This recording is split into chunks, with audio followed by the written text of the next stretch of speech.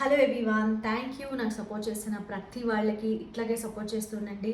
నా ఛానల్కి ఇంకా ఎవరైనా సబ్స్క్రైబ్ చేయకుండా చూస్తూ ఉంటే ప్లీజ్ సబ్స్క్రైబ్ చేసుకుని నాకు సపోర్ట్ చేయండి అని చెప్తూ బిగ్ బాస్ ఫస్ట్ ప్రోమో ఇచ్చేసినారు. ఈ రోజుకైతే ప్రోమో అయితే చాలా ఇంట్రెస్టింగ్ ఉంది అనిపించింది.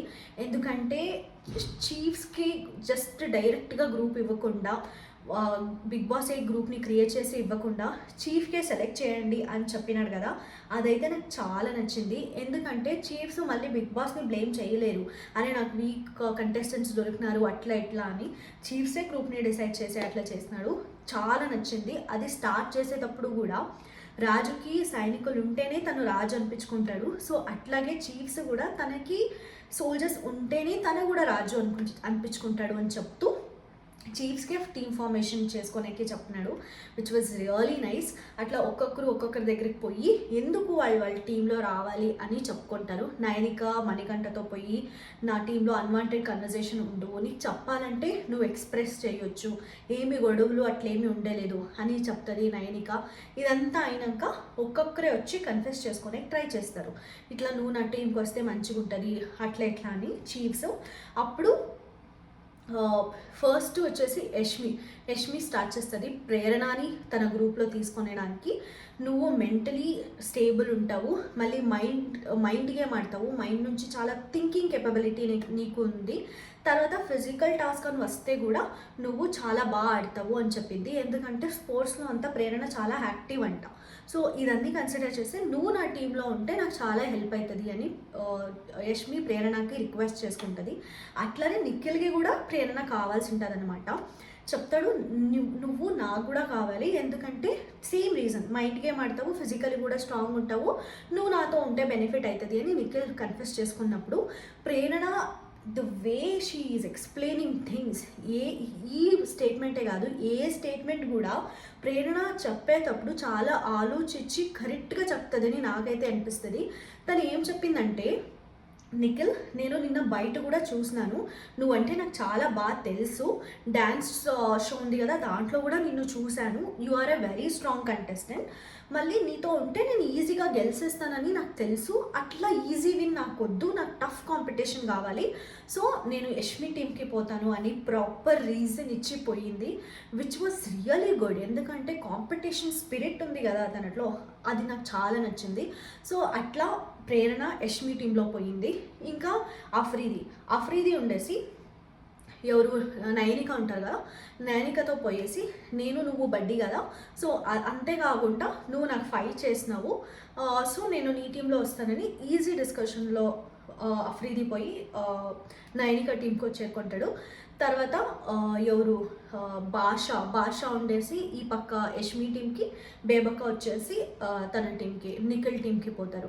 ఇంకా మిగిలిన టీంని డిస్కషన్ చూపించేటప్పుడు నయనిక ఉండేసి విష్ణుప్రియని సెలెక్ట్ చేసేటప్పుడు నాకు ఎంటర్టైన్మెంట్ అనేది నా టీంకి చాలా అవసరం, ఆ ఎంటర్టైన్మెంట్ నీ నుంచి వస్తుంది అని ఆశిస్తున్నాను, కాబట్టి నువ్వు నా టీంకి రావాలి అని నయనిక విష్ణుప్రియని తీసుకుంటుంది.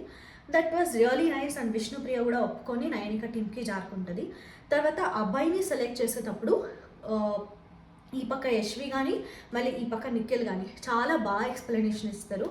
మీరు మెంటలీ చాలా స్టేబుల్ ఉన్నారు, థింక్ చేస్తారు, మంచిగా థింక్ చేసి మాట్లాడతారు, ఫిజికల్ టాస్క్ అని వస్తే కూడా మీ నుంచి నేను ఎక్స్పెక్ట్ చేస్తున్నా, దానికోసమే అబ్బాయి నాకు టీం కావాలి అని యష్మి చెప్తుంది.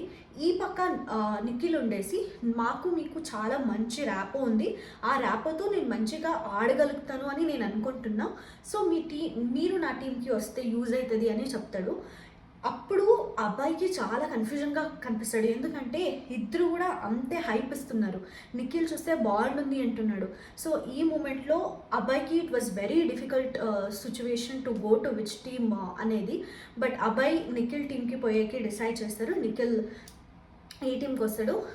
సో ఇట్లా అబ్బాయి ఈ పక్కకు వస్తాడు. మణికంఠతో డిస్కస్ చేసేటప్పుడు అంతే, నిఖిల్ చాలా ఓపికంగా నువ్వు మెంటలీ చాలా ఆలోచిస్తావు, ప్రెజెన్స్ ఆఫ్ మైండ్ నీకు ఉంటుంది, సో నువ్వు నా టీంకి రావాలి అని మణికంఠని తన టీంకి తీసుకుంటాడనమాట.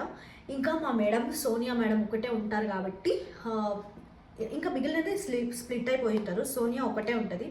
సో సోనియా ఉన్నప్పుడు తనని నిఖిల్ డీల్ చేసిన వే అయితే చాలా నచ్చింది. ఎందుకంటే సోనియా చాలా అంటే చాలా బిల్డప్ ఇచ్చుకుంటా ఉంటుంది తనకు తానే. అంటే నీకు తెలుసు నేను మంచిగా ఆడుకుంటా అని, బట్ నీకే ఆపోజిట్ అయ్యింటేనే నాకు మంచిగా ఉండేదేమో, rather than playing in same team నేను ఆడపులి అట్లా అని చెప్పేది. కానీ మళ్ళీ బ్యాండ్ 2 ఉంటే అరే నేను 2 మెంబర్స్కి సమానం కదా కట్టేసేయి అనేది అంతా కొంచెం చాలా ఓవర్ యాక్షన్ అనిపించే సోనియాది. బట్ తనకుండా కాన్ఫిడెన్స్ అయితే నాకు నచ్చుతుంది. ఎందుకంటే మేము మమ్మల్ని కదా నమ్మాలి ఫస్ట్, తర్వాత వేరే వాళ్ళు నమ్ముతారా లేదా పాయింట్ కన్సిడర్ అవుతుంది. బట్ ఇప్పటికైతే టీం అయితే ఫార్మేషన్ అయిపోయినాయి. యష్మి టీంలో ప్రణతి పాప పేరే మర్చిపోతుంది ఆ పాప, మళ్ళీ పృథ్వీని సెలెక్ట్ చేసేటప్పుడు కూడా అంతే. పృథ్వీని సెలెక్ట్ చేసేటప్పుడు నాకు చాలా అంటే చాలా రిగ్రెట్ అయింది యష్మిని చూసి. ఎందుకంటే వీళ్ళిద్దరూ అయితే నైనిక మళ్ళీ నిఖిల్ టాస్క్ ఆడి గెలిచినారు, కానీ తనకి ఈజీగా అయిపోయిననే లక్తో అయిపోయిననే అని చాలా గిల్ట్లో ఉందన్నమాట యష్మి. సో దాన్నే పృథ్వీని తన టీంకి తీసుకున్నప్పుడు డిస్కస్ చేసిందనమాట. వాళ్ళిద్దరైతే టాస్క్ ఆడి చీఫ్స్ అయిపోయినారు. నేను లక్తో అయిపోయినానేమో అని రిగ్రెట్తో ఉన్నాను పృథ్వీ. నువ్వు నా టీంకి వస్తే మంచిగా ఆడి గెలవచ్చు అని నేను అనుకుంటున్నా. సో నీ అన్న అవసరం నాకు చాలా ఉంది అని చెప్తుంది యష్మి.